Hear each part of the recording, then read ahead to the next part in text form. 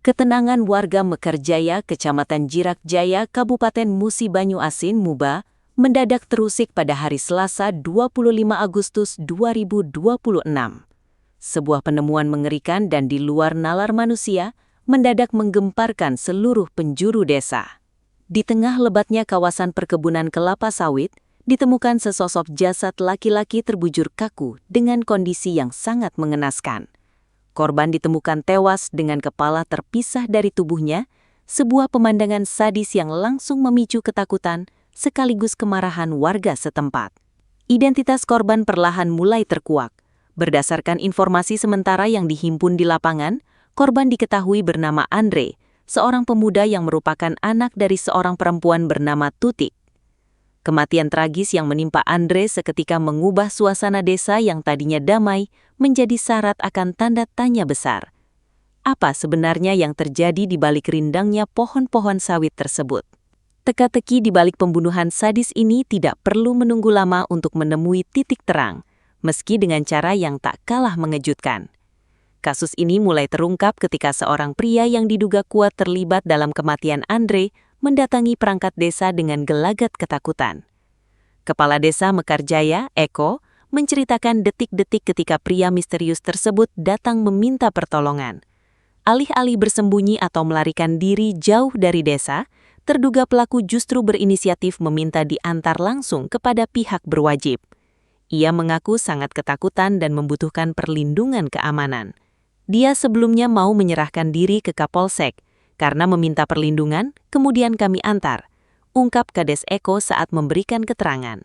Berdasarkan pengakuan dari perangkat desa yang mengantarkannya ke kantor polisi, terduga pelaku membuat pengakuan awal yang membuka motif di balik tragedi berdarah ini. Pria tersebut mengaku sama sekali tidak mengenal korban secara personal. Namun, ia mendapati korban masuk ke dalam area perkebunan kelapa sawit miliknya tanpa izin.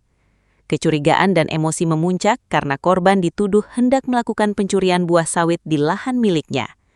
Tuduhan pencurian buah sawit inilah yang diduga menjadi pemicu awal amarah membabi buta yang berujung pada aksi pembunuhan mutilasi kepala tersebut. Mendapatkan laporan dari perangkat desa mengenai adanya penyerahan diri dan penemuan jasad manusia dengan kondisi mengerikan, jajaran kepolisian setempat langsung bergerak cepat tanpa buang waktu. Kapolsek Sungai Keruh IPTU Mustaqim melalui Kasih Humas AKP-S Hutahean dengan tegas membenarkan perihal peristiwa berdarah yang terjadi di wilayah hukumnya. Tim gabungan kepolisian segera dikerahkan untuk mendatangi tempat kejadian guna melakukan olah tempat kejadian, pengamanan barang bukti, serta evakuasi sisa jasad korban. Tim sudah turun ke TKP untuk melakukan pengecekan. Saat ini tim masih di lapangan, nanti informasi lebih lanjut menyusul, ujar AKP-S Hutahean singkat saat dikonfirmasi oleh awak media. Saat ini, terduga pelaku yang sempat meminta perlindungan ke perangkat desa telah diamankan oleh pihak kepolisian dari Polsek Sungai Keruh untuk menjalani pemeriksaan intensif. Polisi tengah mendalami sejauh mana keterlibatan pelaku, kronologi real saat kejadian berlangsung, serta apakah ada pihak lain yang turut membantu dalam aksi keji tersebut. Tragedi berdarah di Desa Mekarjaya ini meninggalkan luka mendalam khususnya bagi keluarga almarhum Andre, terutama sang ibu Tutik yang harus kehilangan buah hatinya dengan cara yang sangat mengenaskan. Di sisi lain, kasus ini juga menjadi cerminan kelam tentang bagaimana emosi sesaat dan gesekan masalah penguasaan atau pencurian hasil perkebunan dapat berujung pada tindakan kekerasan ekstrim yang merenggut nyawa manusia.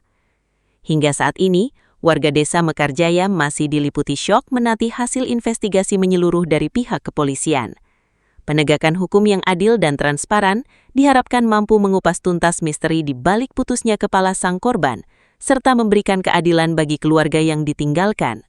Sebuah pengingat pahit bahwa nyawa manusia, bagaimanapun duduk perkaranya, tidak pernah sebanding dengan harga tandan buah sawit.